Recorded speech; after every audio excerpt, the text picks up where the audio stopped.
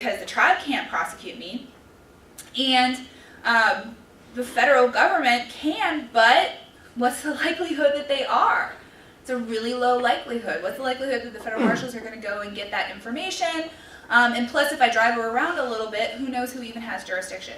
So you can start to see why indigenous individuals are already so vulnerable. So for example, in the United States, we currently have over 3,000 missing indigenous women.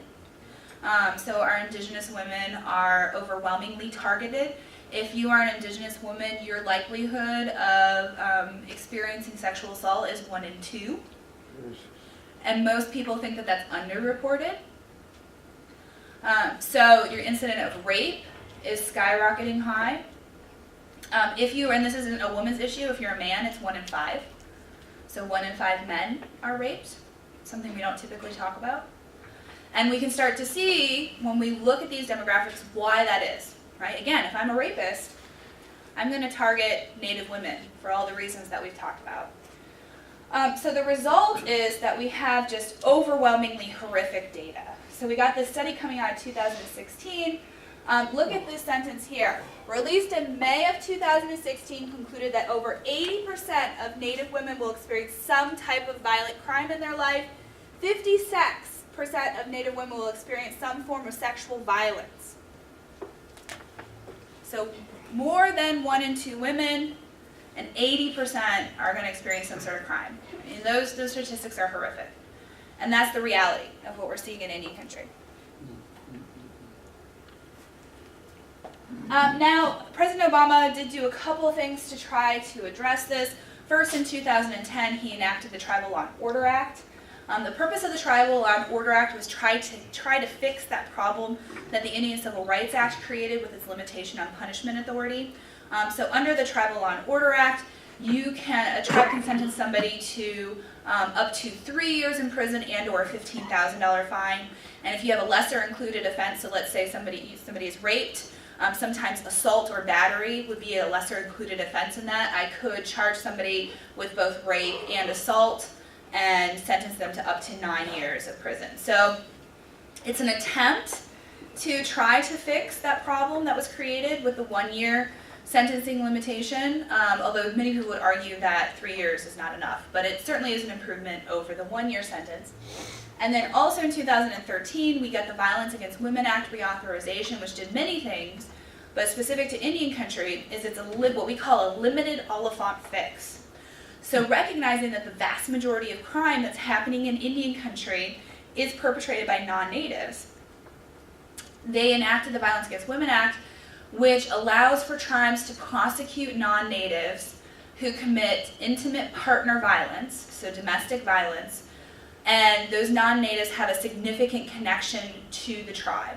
So it allows for tribes to prosecute non-natives, so that's certainly a fix from Oliphant. It empowers tribes, but note that it's still very limited, right? Because it only applies to intimate partner violence. So in other words, I have to know the person who has assaulted me. If I don't know that person, if it's a stranger, and oftentimes it is a stranger, then VAWA won't apply. And also that person has to have a significant connection to the tribal community.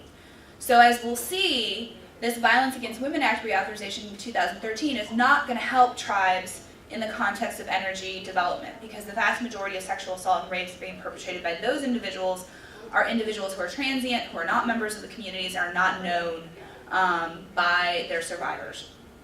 So it was a step in the right direction, but it hasn't helped us at the level we can.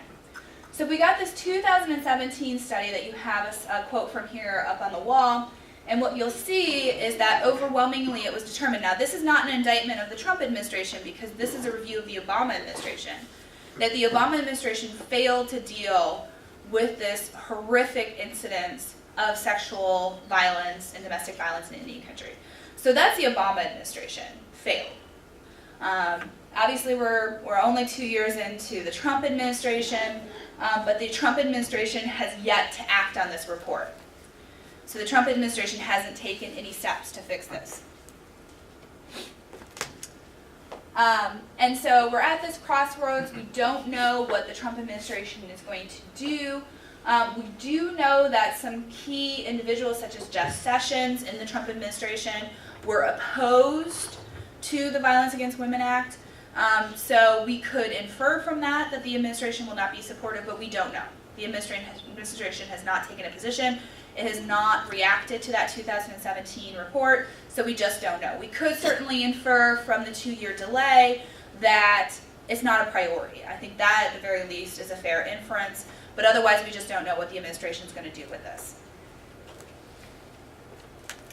All right, so now let's talk about that intersection between increased natural resource and energy development and vulnerability of Native people.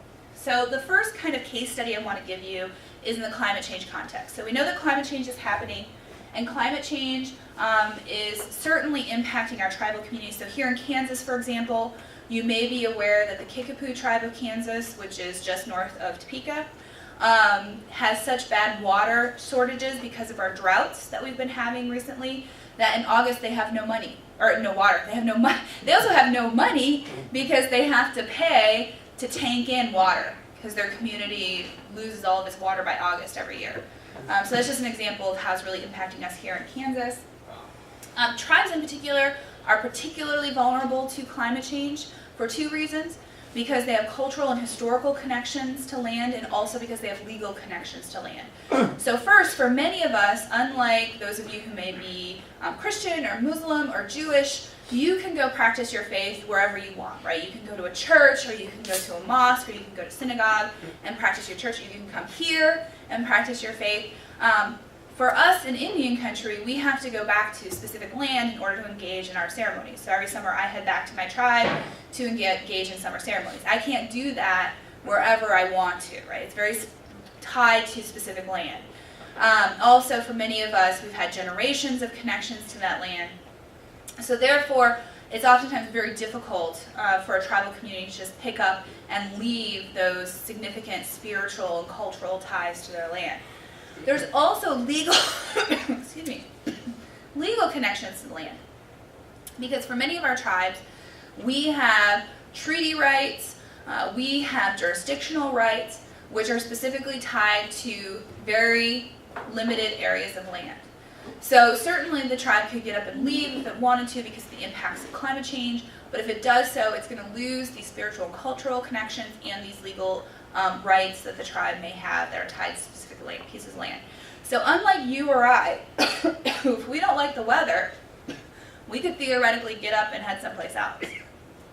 Obviously there are limitations on that, but theoretically we could. Whereas for tribes, it's really complicated by these additional connections to the land, and so for that reason, they tend to be particularly vulnerable to the impacts of climate change. Many of our tribes are experiencing high rates of increased temperatures, droughts, shift in vegetation and animal species. So for example, in Alaska, a lot of our Alaska Native individuals are connected to the caribou.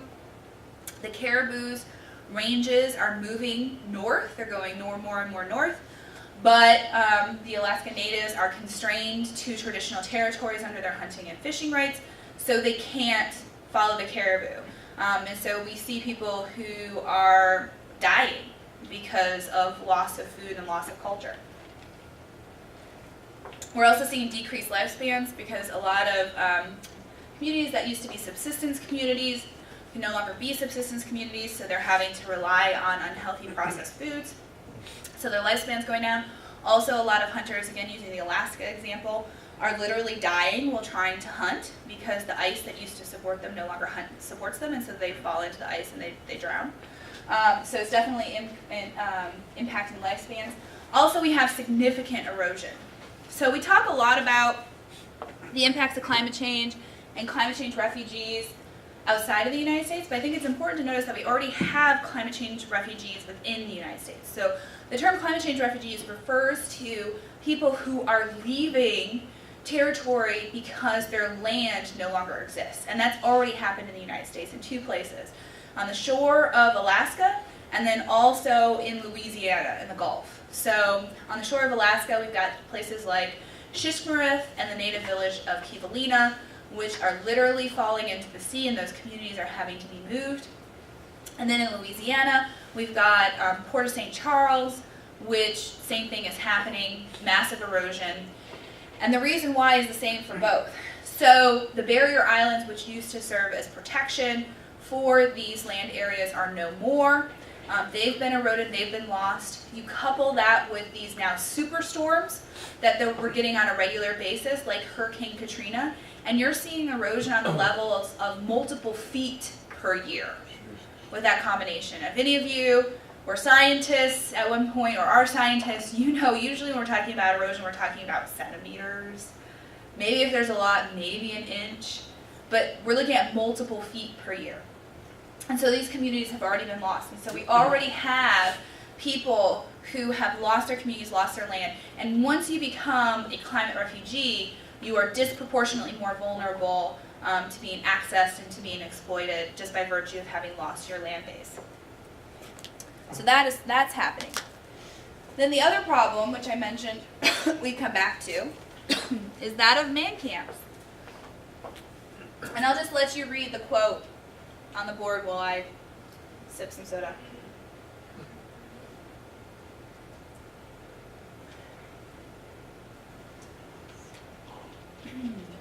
So again, you can see 1 in 2 Indigenous women in the United States have experienced some form of sexual assault. And we have a very high number of missing and murdered Indigenous women in the United States. Again, at last count, it was over 3,000 women who are missing or murdered, oftentimes related to sexual exploitation, which is why they go missing and murdered. All right, so what are man camps? Excuse me. So oftentimes when we have these energy booms, like at the Bakken oil shale in North Dakota, energy companies will set up what we call man camps. And we call them man camps because they tend to be overwhelmingly male and they tend to be transient in nature. So these are short-term communities that are set up by the energy companies to allow for people to work on a pipeline or on an oil shale in order to extract the energy. And so that's why we call them man camps. But they're oftentimes centered around these ideas of sexism and hypermasculinity and a disconnection from the local community. So these are not usually people from the community who are working. These are usually people who are coming from outside the community and kind of following the work, if you will, in terms of working. We know in general that natural resource extraction tends to lead to crime. We've seen significant increased crime near Indian country as a result of this natural resource extraction. In North Dakota generally, following that Bakken oil boom, the number of assault cases increased by 82%. So that's just North Dakota in general. That's not even specific to Indian country.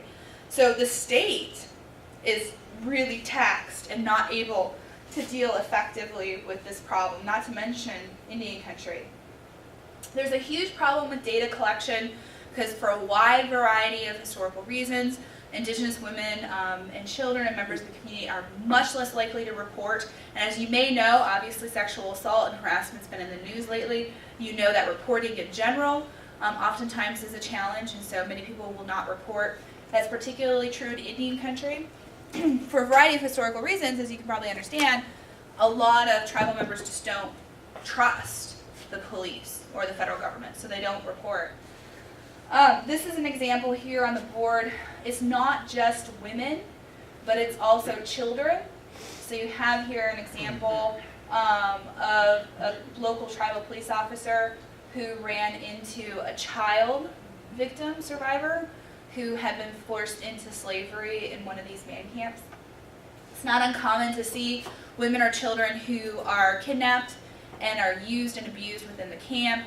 We also see, for example, in the Great Lakes, we see women and children being abducted and forced onto tankers, those freighters that go across the Great Lakes, and are abused their entire time that they're on the freighter. So we see that happening again and again and again.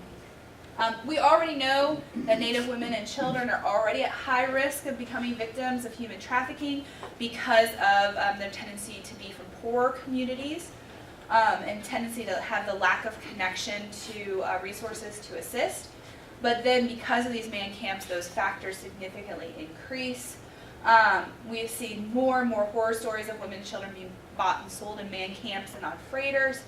Also, we're starting to see high institutions of prostitution in result to the man camps. And once you are in a prostitution ring, your likelihood of being raped and of being murdered exponentially increases. Not to mention there's a high risk that you could be trafficked and that you could succumb to addiction in some force. Also, we're seeing increased kidnapping and homicide as a result of that prostitution. Now, the federal government is aware of the problem, and the Department of Justice has acknowledged that relationship.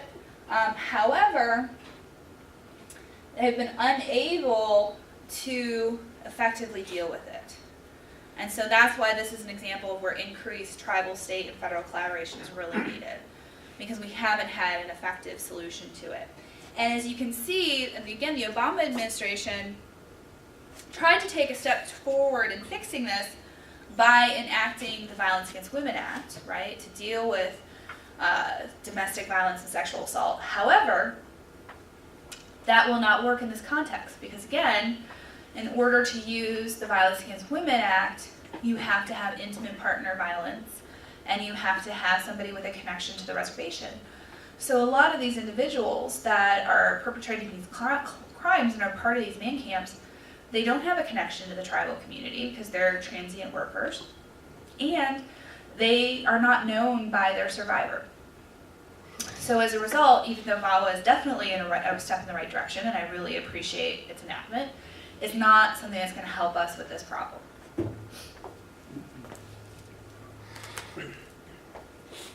Tribal law enforcement officers have been trying to do what they can, but again, the tribes are handicapped because of that 1978 Oliphant decision, which precludes them, unless VAWA applies, precludes them from having jurisdiction over non-Indians. And the vast majority of these crimes are being perpetrated by non-Indians. So because of that, there's very little that tribal courts and tribal officers can do. Moreover, a lot of this natural resource development is actually happening just off of Indian country. So the Dakota Access Pipeline is a good example of that.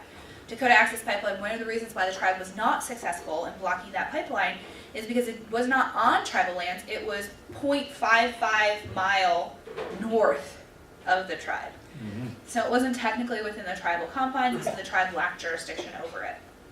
And so natural resource producers are being very savvy in terms of where they're locating this. So for those reasons, oftentimes the tribe can't do much. And so if it's not a federal crime, if there's not that tribal nexus, the federal government doesn't have jurisdiction over it, or the tribe doesn't have jurisdiction over it, then the state has jurisdiction. Well, now think of poor North Dakota. I mean, I'm not a big fan of North Dakota right now. They're certainly making the news. But North Dakota, bless their hearts, their sexual assault rate has gone up just in general 82%. And they were not prepared for that. So the states aren't prepared to adequately deal with this, and we're not seeing adequate enforcement from the states. So the result is that this cycle of violence is being allowed to continue with very little being done to stop it. But there are some options. So the first thing I always like to say, especially since we're 1 week out from the election, is vote. Vote for people who are aware of this problem. Vote for people who have some thoughts on how we can fix it. The second is tribal empowerment works. So allow for tribes to be empowered to have criminal jurisdiction over non-Indians, full stop, no caveats. Back to what we had pre-1978. It was working pre-1978. Let us go back to that. And this is just a little site here, the success of Public Law 638, to demonstrate that tribes have the capacity. So tribes again and again and again have demonstrated that when given the ability to take over programs, that they oftentimes do a better job than the federal government. And that just makes sense. For those of you who are maybe in public administration or worked with municipalities or localities, you know that oftentimes the localities are in a much better position to deal with issues of crime because they are the ones that are being affected versus the federal government, which is hundreds of miles away. and doesn't have local knowledge of what's happening within the community. So we just know in general that the best criminal enforcement is usually local enforcement. So just best practices tell us that the tribes are in the better position to deal with that. And we've started to see the federal government acknowledge that. So there's a couple of examples here with recent legislation, the Energy Policy Act, the Hearth Act, and the Violence Against Women Act. What all of these acts have in common is that where tribes agree to meet certain regulations, then they're allowed to move forward to make their own decisions. So it's a recognition by the federal government that tribes can do it and tribes can do it well. So we're starting to see the federal government warm up to that. So I would encourage Congress to continue to look at options to empower tribes. And then related to that is I think we really do need a reform of the criminal justice system in Indian country. I think we need Congress to say that Oliphant decision was wrong. We need to go back to tribal criminal jurisdiction over everybody. Have territorial jurisdiction. It just makes sense. You commit a crime within the territory of the tribe has jurisdiction over you. The feds can still have jurisdiction over you, but let's let the tribes have jurisdiction too. And I think we also need to remove that restriction of 1 year and or $5,000 fine so that we really have effective prosecution of tribes. So I think we need to be thoughtful on how we should reform the criminal justice system. So I mentioned sometimes people are really interested in this topic and want to get involved. So if you want to get involved, here are a couple of resources that you can reach out to. These are centers and groups that are specifically targeting this problem of the intersection of sexual assault and energy and natural resource development. And if you like, I sent the PowerPoint, and so I'm sure it could be shared with anybody who wants it. I could give you my my business card too if you like. I'd be happy to share this with you. But the good takeaway is that there's lots of opportunity to be engaged, and even just getting the word out. I think a lot of people are shocked when I mention that 1 in 2 Native women are raped and experience sexual assault. That's shocking to people. So just an awareness is really helpful too, and kind of spreading that word, and hopefully by spreading that word we can lift the veil on what's been to date largely a hidden problem. I think another thing, when I tell people that over 3,000 Indigenous women are missing or murdered within the United States currently, that's shocking to people. So just having an awareness of the problem is really helpful as well. So that's all I have for today, and I'm happy to answer any questions. Tribal, I've got 2 questions. Does tribal sovereignty mean that that a tribe can block anybody any outside entity that wants to develop on the reservation? They can block it. They can say, no, you can't run your pipeline to, no, you can't mine this, no, you can't dig the ground here. Yes, those the 2 Indian Mineral Leasing Development Act and Mineral Lands Act that I had up there, both currently call for the tribe to approve such development. The caveat, however, is that's how it currently stands. Congress has what's called plenary authority.